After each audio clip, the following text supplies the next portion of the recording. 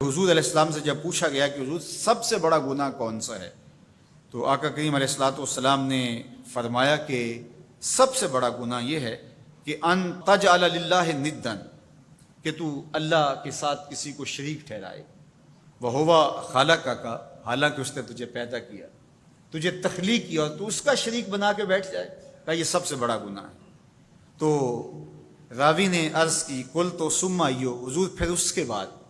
تو آقا کریم نے فرمایا ثم ان تقتل ولدک خشیۃ ان یطعم معک، تو بچے کو اس لیے قتل کر دے کہ یہ کس طرح میں اس کو پال سکوں گا، بچے کو ضائع کر دینا، اس کو قتل کر دینا۔ اللہ فرماتا ہے نحن نرزقکم وایاہم، ہم تمہیں بھی رزق دیتے ہیں، ان کو بھی دیں گے۔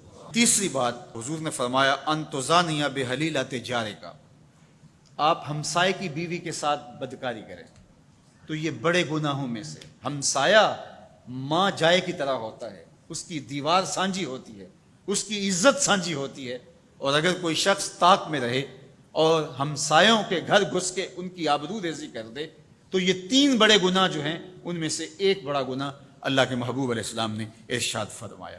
حضرت عبداللہ ابن مسعود رضی اللہ تعالی عنہ سے یہ روایت مروی ہے کہ لا احد اغیر من اللہ عز وجل، اللہ سے زیادہ کوئی غیرت مند نہیں ہے، اللہ سب سے زیادہ غیرت مند ہے، اور اس کی غیرت کا تقاضا یہ ہے وَلِذَالِكَ حَرَّمَ الْفَوَاحِشَ مَا ظَهَرَ مِنْهَا وَمَا بَطَنَ، کہ اس نے بے حیائی کو چاہے وہ پوشیدہ طور پہ کی جائے یا اعلانیہ طور پہ کی جائے، اس کو پسند نہیں کیا، اور اس نے منع کر دیا، اور لوگوں کو روک دیا، حرام قرار دے دیا، اس لیے کہ وہ خود غیرت مند ہے۔ غیرت مند مالک غیرت کا سبق دیتا ہے اپنی مخلوق کو۔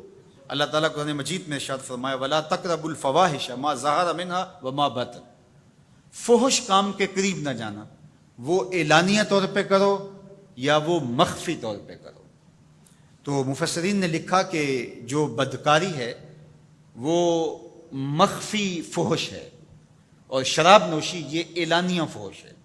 شراب نوش جو ہے وہ چھپ نہیں سکتا، بدکار بعض اوقات ایک مدت کے لیے چھپ جاتا ہے، لیکن یہ بات ذہن میں رکھیے کہ جو بدکار ہے وہ دنیا کے اوپر رسوا ضرور ہوتا ہے، اس کے چہرے کا نور چھین لیا جاتا ہے، اور اس کے اوپر مصیبتیں مسلط کر دی جاتی ہیں، اور اللہ کے قہر و غضب کا شکار ہوتا ہے، اس کی دعائیں قبول نہیں ہوتی، نیک لوگوں کی دعاؤں سے اس کا حصہ نکال لیا جاتا ہے، لیکن بہرحال ایک مدت کے لیے چھپ جاتا ہے۔ لیکن شرابی اپنے جرم کو نہیں چھپا پاتا، تو کہا کہ جو مخفی جرم ہے وہ بدکاری ہے، اور جو ارشاد فرمایا قرآن نے کہ جو ظاہر جرم ہے اس سے مراد جو ہے وہ الخمر ہے، شراب ہے، اور ہر نشہ دینے والی چیز سے حرام کی حرمت آئی۔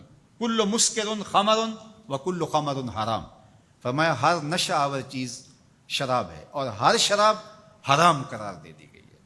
اب یہاں بھی لوگ دلیلیں لے کے بیٹھ جاتے ہیں، میاں وہ بھی ایک مشروب ہے، اس سے کیا فرق پڑتا ہے؟ میاں جب رب نے کہہ دیا تو بات ختم ہو گئی۔